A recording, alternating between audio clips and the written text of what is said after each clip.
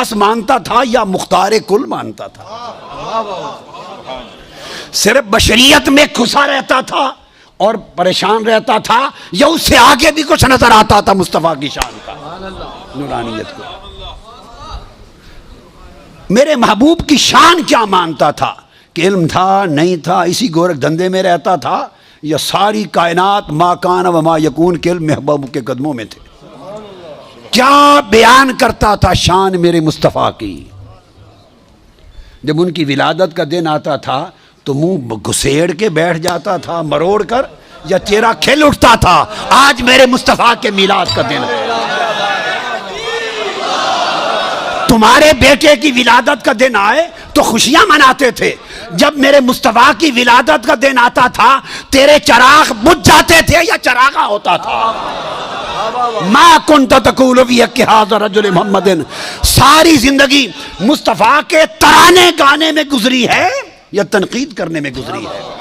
عمر بھر مصطفیٰ کے ڈنکے بجانے میں گزری ہے یا بخیلی اور کنجوسی کرنے میں گزری ہے؟ فرمایا جب یہ طے ہو گیا کہ مسلمان ہے تو فرشتوں، جب مسلمان کا پتہ چل جائے کہ یہ میت مسلمان کی ہے، اور کچھ نہ پوچھو، فقط مقام مصطفیٰ کا پوچھو، بس کیا عقیدہ، اور وہ بھی پوچھو کیا کہا کرتا تھا۔ فرمایا پہچان لو، وہ جو کہتا تھا آقا علیہ السلام کو اتق اللہ، اللہ سے ڈرو، بات اس نے بھی اللہ کی تھی،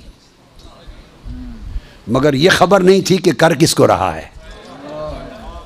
اللہ کے ادب میں کمی نہیں تھی، چونکہ بارگاہ مصطفیٰ میں بھی بات اللہ کی کر رہا ہے، اتق اللہ، اللہ سے ڈرو۔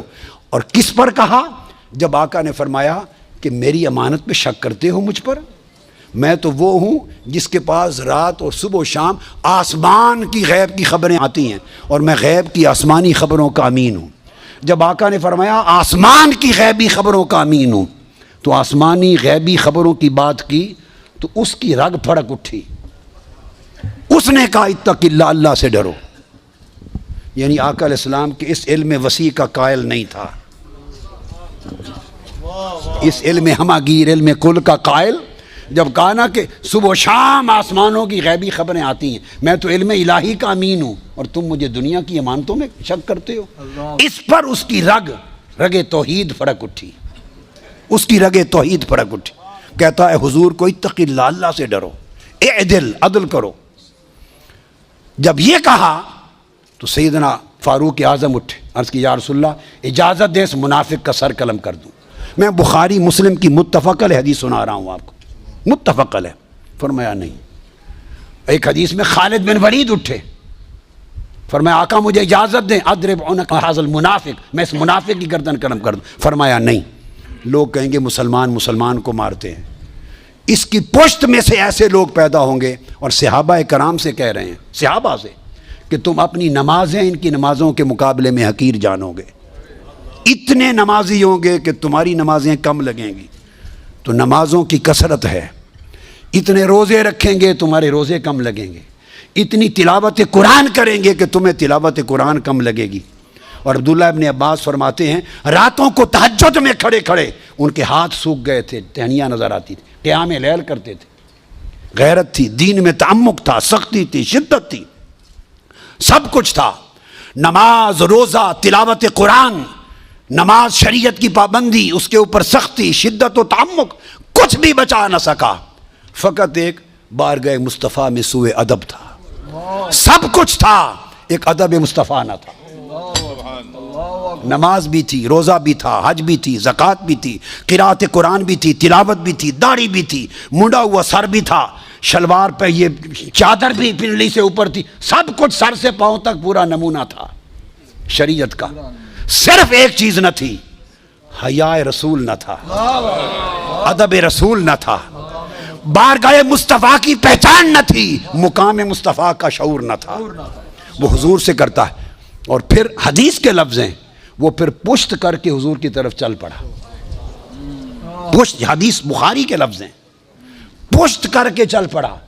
یہ سمجھ نہ تھی کہ حضور کی طرف پشت کرتے ہیں یا نہیں کرتے۔ ارے کعبے کی طرف پشت ہو جائے تو کوئی حرج نہیں، مصطفیٰ کی طرف پشت ہو جائے تو ایمان جاتا رہتا ہے۔ جب پشت کر کے چل پڑا تو آقا نے پھر اس کی طرف اشارہ کیا، اس کو پہچان لو، اس کی نسل سے ایسے لوگ آئیں گے جن میں نماز، روزے اور عبادت کی کوئی کمی نہیں ہوگی۔ تو کمی کس شے کی ہوگی؟ صرف محبت و عدد مصطفیٰ کی، مقام مصطفیٰ کی پہچان نہیں ہوگی۔ فرمایا وہ دین سے خارج ہوں گے جیسے تیر شکار سے خارج ہو جاتا ہے۔ تو اگر مقام مصطفیٰ کی معرفت نہ رہی کوئی شے کام نہیں آئے گی، اور اگر معرفت مقام مصطفیٰ ہو گئی اور حضور کے عشق اور محبت اور ادب کا شعور مل گیا، کئی کمیاں پوری ہو جائیں گی۔ جس مضمون پر تاکید اور زور، قوت ڈالنی ہو اور سننے والوں کو جھنجھوڑنا، ہلانا ہو اور طاقت ظاہر کرنی ہو، ورفعنا، پھر وہ ہم کا لفظ استعمال کرتا ہے۔ تو فرمایا ورفعنا، ہم نے بلند کیا محبوب کا ذکر، محبوب کی شان۔ اب یہ ہم نے اس لیے کہا کہ وہ چیلنج کر رہا ہے، اگر ہم سے کوئی بڑا ہے تو گھٹا کے دکھا دے۔ ہم ہیں بلند کرنے والے، اور ہم نے علی الاطلاق بلند کر دی مصطفیٰ کی شان کہ کسی شے سے مقابلہ نہ رہا، اور جب علی الاطلاق بلند کر دیا ورفعنا لک ذکرک، اور مقابلے میں کوئی شے نہ رکھی، تو گویا کل عالم خلق سے بھی بلند ہو گئی حضور کی شان، عالم امر سے بھی بلند ہو گئی حضور کی شان، عالم مکہ سے بھی بلند ہو گئی حضور کی شان، سدرۃ المنتہا سے بلند ہو گئی حضور کی شان، عرش معلیٰ سے بلند ہو گئی حضور کی شان، اور عالم لامکہ سے بلند ہو گئی حضور کی شان، کعبہ قوسین سے بلند ہو گئی حضور کی شان، ثم دنا سے بلند ہو گئی، فتدلی سے بلند ہو گئی، کعبہ قوسین سے بلند ہو گئی، اور فرمایا او ادنا، اتنی بلند کی کہ اس کی کوئی حد ہی نہ رہی۔ جب رب نے حضور کی شان کی کوئی حد مقرر نہیں کی سوائے ایک حد کے کہ خدا خدا رہا، مصطفیٰ مصطفیٰ رہا، وہ خالق ہیں حضور مخلوق، وہ معبود ہیں حضور عبد، وہ محب ہے حضور محبوب، وہ مرسل ہے حضور مرسل۔ اس فرق احدیت اور فرق ابدیت کے سوا کوئی اور فرق نہ رہا۔ سو جو شخص اللہ اور اس کے رسول، اللہ اور اس کے رسول کو خدا بنائے وہ بھی کافر، جو رسول کو خدا بنائے بولیے وہ بھی کافر، اور جو رسول کو خدا سے جدا بنائے وہ بھی کافر، جدا بنائے وہ بھی کافر۔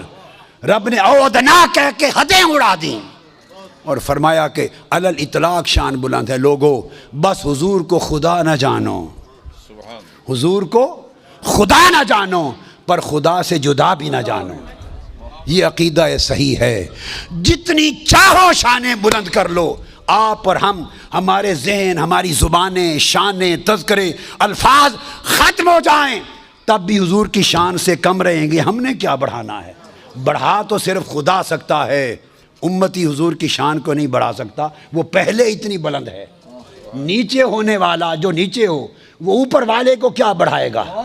ہائے ہائے ہائے، جو خود نیچے ہے، جو نیچے ہے وہ اپنے سے اوپر والے کو کیا بڑھائے گا؟